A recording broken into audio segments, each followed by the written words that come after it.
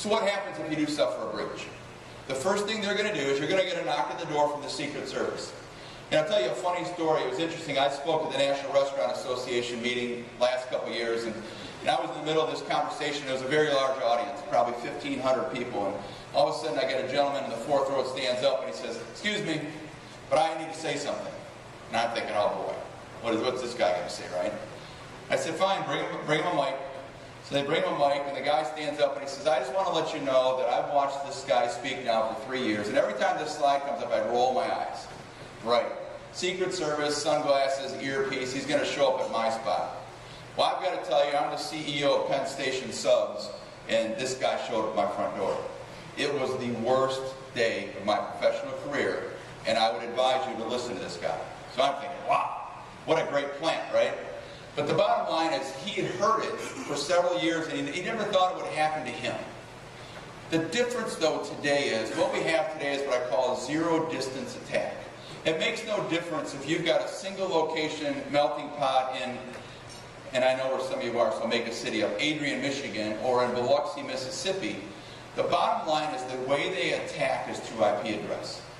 So it doesn't make any difference where you're geographically located. You're all equally vulnerable. So anyway, once the Secret Service knocks on the door, they say, "Unfortunately, Mr. Pierce, it looks like this location, the melting pot, has been identified as a common point of purchase." That's the Secret Service's vernacular to say you've been breached. So you need to immediately unplug your point of sale system, which, by the way, most melting pot owners today are probably processing 90% plus of your transactions by credit card. You're now a cash-only shop. Imagine the impact to your business if you become a cash-only shop, and if you're not prepared, you'll be in that capacity for 6 to 9 months. The next thing you have to do is you've got 48 hours to initiate a forensic audit.